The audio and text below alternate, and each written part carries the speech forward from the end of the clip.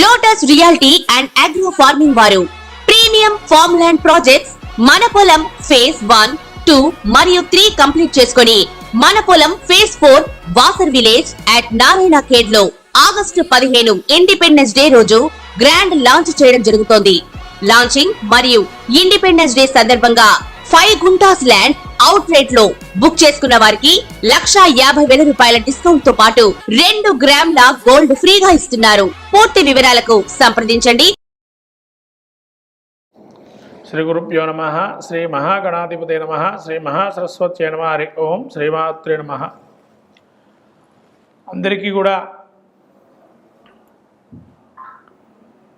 ప్రతి విషయంలో కూడా ఏ విధంగా ఉంటుంది, ఏ స్థానాలు మనకు బాగున్నాయి, ఏ వృత్తిలో మనం బాగుంటాము, రాణింపుగా ఉంటాము, అలానే చతుర్థ స్థానము, పంచమ భావాలు, ఈ రెండు కూడా మనిషికి చాలా ముఖ్యమైనటువంటి స్థానాలు.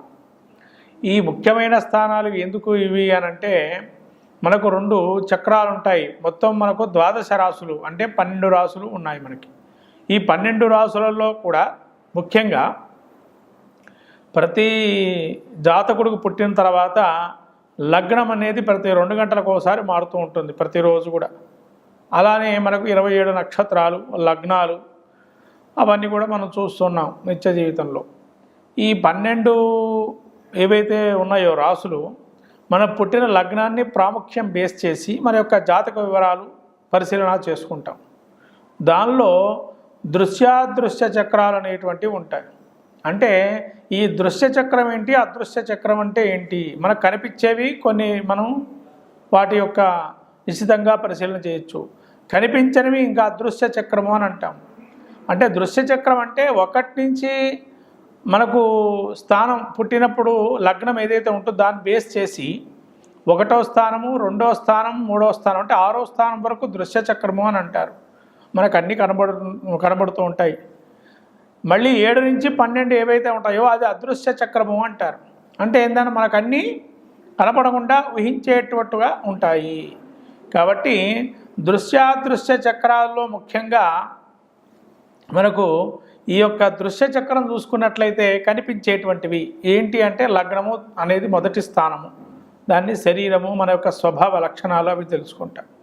2వ స్థానంలో ధనము, సంపాదన, కుటుంబము, తద్వారా వచ్చేటువంటి లాభాలు, అట్లే ధనం ఏ విధంగా మనం నిలుపుకుంటామా లేదా అనేటువంటివి తెలుస్తాయి. ఇంకా చాలా ఉన్నాయండి. కారకత్వాలు చాలా స్వల్పంగా చెప్తున్నాం మనం ఇక్కడ, ఎందుకంటే ప్రతి విషయాల్లో మనం విశదీకరించి జాతక ప్రదర్శన చేసేటప్పుడు చెప్పుకోవచ్చు. తర్వాత 3వ స్థానం వచ్చేసి సోదరిమణులు, మనకు సహకార రంగము, మనం సహాయం చేసేటువంటి వారు, ఇతరులకు మనం సహాయం చేస్తామా, అలానే మనకు ఈ యొక్క తృతీయ భావం అంటే మన చుట్టుపక్కల ఉన్న వాళ్ళు మనకు సహకరించి ముందుకు ఒక అడుగు వేయడానికి అవకాశం ఇస్తారా, అట్లా ధైర్య సాహస్రాలు, పౌరాక్రమము, శౌర్యవంతము ఇవన్నీ కూడా మనకు ఈ స్థానం ద్వారా తెలుస్తుంది. ఉండే డబ్బును ఏ విధంగా వినియోగం చేస్తాము, తర్వాత మన యొక్క సంతానము ఏ విధంగా ఉన్నతిగా ఉంటారు అనేది కూడా ఈ తృతీయ స్థానం అనేది తెలియజేస్తుంది. తర్వాత చతుర్థ స్థానం అండి. ఈ చతుర్థ స్థానంలో మనం తెలుసుకోవాల్సిన విషయాలు ఏంటంటే, ముఖ్యంగా మాతృభావము అంటే మనకు తల్లికి సంబంధించినటువంటి వివరాలు తెలుసుకోవడానికి 4వ స్థానాన్ని చూసుకోవచ్చు. తర్వాత అలానే ఈ యొక్క తల్లితో పాటు ఇంకా మనకు వాహనము, గృహములు, సౌఖ్యము, సుఖము, తర్వాత అనేకమైనటువంటి ఇంకా విద్య, ప్రాథమిక విద్య, ఇవన్నీ కూడా చతుర్థ భావమందు తెలుసుకునేటువంటి పాండిత్యము, ఇవి ఏ విధంగా ఉంటుంది అనేది తెలుసుకోవాల్సినటువంటి విషయాలు ఉంటాయి. ఇవన్నీ చతుర్థ భావంలో కొంతవరకు మనకు తెలుస్తాయి. తర్వాత పంచమ భావం చూస్తే సంతానం, మనకు ఏదైనా వృత్తి చేస్తే దానిలో రాణింపు ఉంటుందా, వేరొక దానికి పోవచ్చా అని తెలుసుకోవటానికి, తర్వాత ప్రతి విషయంలో మన వృత్తిరీత్యా ముందడుగు వేయాలంటే ఆలోచన ధోరణి ఏ విధంగా ఉంటుంది అనేది, మంత్రోపాసన, దీక్ష, తర్వాత అనేకమైనటువంటి ఏ దీక్ష తీసుకొని మనం స్తోత్రపాఠం చేస్తే బాగుంటుంది అనేది, అట్లాగే ఈ పంచమ భావంలో మన యొక్క కుమారుడు సంతానం కానీ, సంతాన విషయ సంబంధితమైనటువంటి ఆలోచనలు కానీ, ఇవన్నీ పంచమ భావానికి సంబంధించినవి అని అతి ముఖ్యమైనది ఈ పంచమ భావం. మన జాతకంలో కూడా అతి ముఖ్యమైనటువంటిది పంచమ భావం. తర్వాత 6వ స్థానం. ఈ 6వ స్థానం శత్రులు, రుణాలు, రోగాలు, తర్వాత శారీరక లక్షణాలు, అలాగే మనకు ఏదైనా కూడా అప్పులు కానీ అది తీరుస్తామా లేదా, దాని సామర్థ్యం ఉందా లేదా, ఒక అప్పులు తీసుకుంటే, అలానే ఈ 6వ స్థానం ముందు ఎటువంటి రోగముతో బాధపడుతుంటాడు, లేదా ఎటువంటి శత్రువులు మనకు తడబడుతుంటారు, శత్రు జయం కలుగుతుందా లేదా అనేది, తర్వాత మనము ఏ విధంగా మనము ముందుకు వెళ్ళొచ్చు, ఆలోచన ధోరణి పటిమ ఈ విధంగా ఉంటుంది, ఇతను మాట్లాడక ధారణాశక్తి ఉంటుందా లేదా అనేది 6వ భావంలో తెలుసు. ఇంకా చాలా ఉన్నాయండి. ఇవైతే దృశ్య చక్రము అంటారు. అంటే ఒక మనిషి తను ఎవిడెన్స్ ప్రూఫ్, అంటే ఇవన్నీ ఎవిడెన్స్ ప్రూఫ్ కిందకి వస్తాయండి 6 కూడా. ఎందుకంటే తను ఎలా ఉంటాడో తనకు తెలుసు, తన ఇన్నర్ వాల్యూస్ ఏందో తనకు తెలుస్తాయి. తర్వాత ద్వితీయం తన కుటుంబం ఏందో తను చూస్తుంటాడు. తృతీయం తన సోదరిమణులు కానీ తన సోదరులు కానీ ఎవరు నాకు సహకరిస్తున్నారా లేరా అని తెలుసుకునేటువంటి లక్షణం ఉంటుంది. చతుర్థము మనకు తల్లి కానీ వాహనం కొనుక్కుంటామా, ఇల్లు కొనుక్కుంటామా, ఇవన్నీ మనకు తెలిసేటువంటి ఎవిడెన్స్ ప్రూఫ్గా మనకు ఎదురుగా ఉండేటువంటి లక్షణాలు. పంచమం మనకు పేరు ఉందా లేదా, పలానా చోట పోయి పలానా వాడు అబ్బాయి, పలానా వాడు అమ్మాయి, లేదా పలానా వాడు చాలా బాగా చూస్తారండి, పలానా వాళ్ళు చాలా బాగా విద్యాపరంగా అతనికి చాలా ఉన్నతి కలిగింది, ఇదంతా కూడా మనకు చెప్తూ ఉంటారు బయట. ఇదంతా కూడా పంచమ భావాన్ని చూస్తారు. అట్లనే మంత్రోపాసన ఎక్కువగా ఇష్టదైవ ప్రార్థన చేయమంటారు. అందులో కూడా ఇష్టదైవ ప్రార్థన గురించి కూడా ఉంటుంది. ఇది పంచమం. 6వ శత్రు, రుణ, రోగాదులు. మనకు తెలిసేటువంటి శత్రువులు చాలామంది చూస్తుంటాం, తెలియని శత్రువులు కూడా ఉంటారు. కాకపోతే తెలిసే శత్రువులు ఉంటారు, వీడికి మనం పడదు అని అనుకుంటాం మనం. తర్వాత రుణాలు, మనం ఏదైతే రుణం తీసుకుంటామో అని మనం కళ్ళారా తీసుకుంటాం. ఎందుకంటే ప్రతి రుణము కూడా మనకు ఏదైతే హోమ్ లోన్స్ కావచ్చు, కార్ లోన్స్ కావచ్చు, మనకు పర్సనల్ లోన్స్ కావచ్చు, ఇవన్నీ కూడా మనం తీసుకునేటువంటివి మనకు తెలుస్తాయి. కాబట్టి మళ్ళీ రుణ, రోగాలు కూడా మనకు తెలుస్తాయి. ఏది తింటే ఎక్కువగా వ్యాధులు వస్తాయి, జ్వరంతో బాధపడుతున్నా, దగ్గుతో బాధపడుతున్నా, జలుబుతో బాధపడుతున్నా, ఇవన్నీ మనం చూస్తుంటాం. మనకు అది పడదండి ఐస్ క్రీములు కానీ ఇవి తింటే. తర్వాత మనకు ఎక్కువగా అతివేడి ఉందండి, దుష్ట శరీరం అంటారు, ఇవన్నీ కూడా మనం చూస్తాము. కాబట్టి దృశ్య చక్రం అంటారు 1 నుంచి 6ని. కాబట్టి ఈ దృశ్య చక్రంలో కనబడే ప్రధాన భావాలు చతుర్థ భావం, పంచమ భావం. కాబట్టి వీటి గురించి మనం విశ్లేషించుకుంటాం, తదుపరి వీడియోలో మనం చూడగలం. ముఖ్యంగా మనం ఇప్పటిదాకా కూడా ఇంకా మళ్ళీ చతుర్థ భావ పంచమాధిపతులు ఈ లగ్నానికి సంబంధించి సింహలగ్నం. ఈ సింహలగ్నానికి చతుర్థ పంచమ భావాధిపతులైనటువంటి వారు ఎవరయ్యా అంటే భావాధిపతులు ముఖ్యంగా చతుర్థ భావానికి అధిపతి కుజుడు, ఇక్కడ లార్డ్ అధిపతి, చతుర్థ స్థానాధిపతి, పంచమ స్థానాధిపత్యం గురుడు.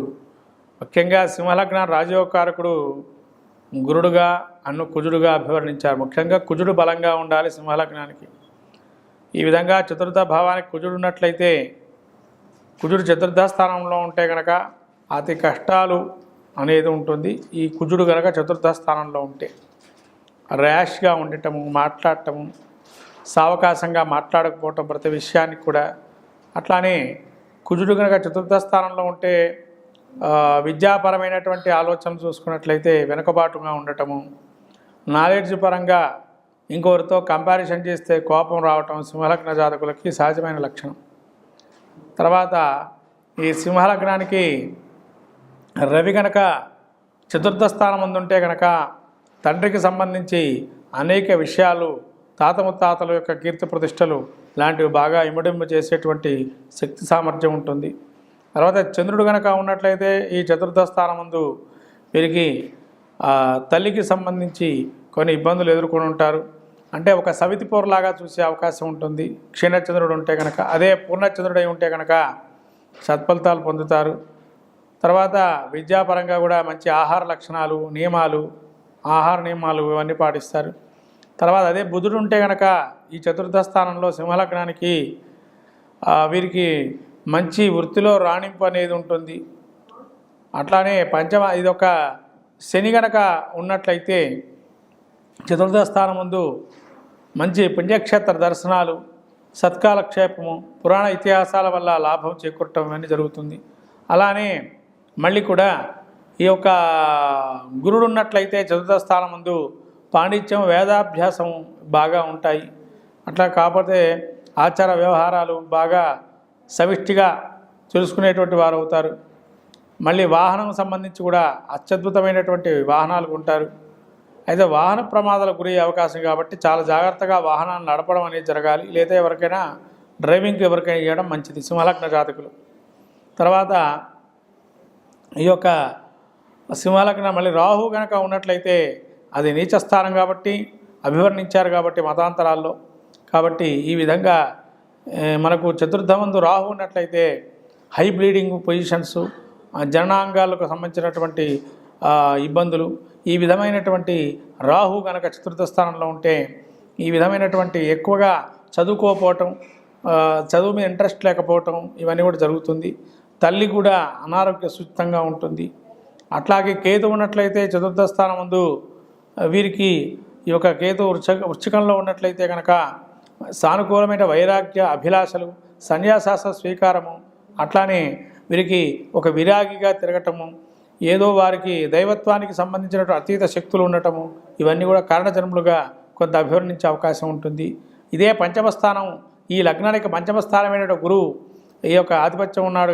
పంచమస్థానాధిపత్యానికి ఇక్కడ గురువు స్వక్షేత్రమైన ధనస్సులో ఉన్నట్లయితే సభాగౌరవం, ధార్మిక లక్షణాలు, దాన ధర్మాదుల్లో అత్యధికమైనటువంటి ఉంటాయి.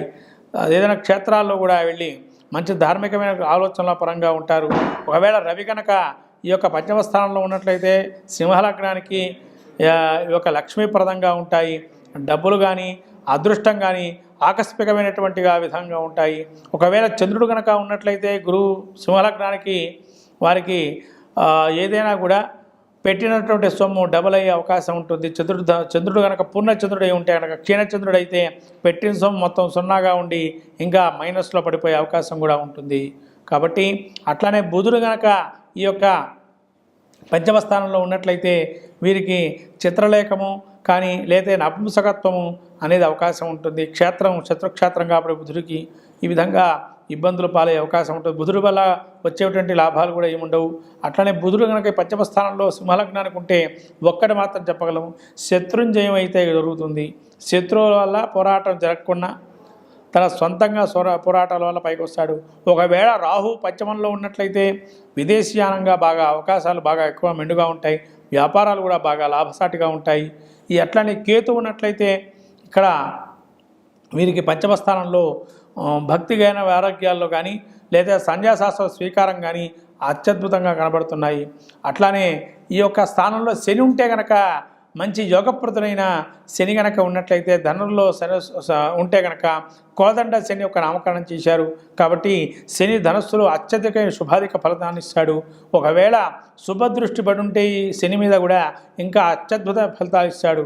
కాబట్టి మొత్తం మీద సింహలగ్నానికి చతుర్థ స్థానాధిపత్యము అయినటువంటి కుజుడు అత్యధిక బలాధికుడుగా ఉండి ఆ యొక్క రజోగుణంతో తామస గుణంతో ఉండేటువంటి శని కూడా వీరికి అంత యోగప్రదాన్ని ఇస్తాడు. కాబట్టి వీరికి సింహలగ్న జాతకులకి ఇంకా చతుర్థ పంచమ స్థానంలో అశుభ దృష్టి కానీ అశుభమైనటువంటి ఇంకా గ్రహ దృష్టులు ఏమైనా ఉన్నా కానీ లేదా క్షీణచంద్రుడి యొక్క ఇబ్బందులతో ఉన్నా కానీ ఇంకా జాతక పరిశీలన చేసుకొని తగు చర్యలు తీసుకొని వాటిని ఇంకా మంచి స్థానాలకి ఏ విధంగా మనం వెళ్ళగలుగుతాము, వృత్తి రాణింపు ఏ విధంగా జరుగుతుంది అనేది తెలుసుకొని మంచి అధిష్టాన దేవతను ఆరాధన చేస్తే చాలా అత్యద్భుతమైనటువంటి ఫలితాలు ఉంటాయి. కాబట్టి మొత్తం మీద సింహలగ్న జాతకులకి చతుర్థ పంచమాధిపత్యం కలిగినటువంటి కుజ గురువులు అత్యధిక బలాధికులుగా గోచరిస్తున్నాయి.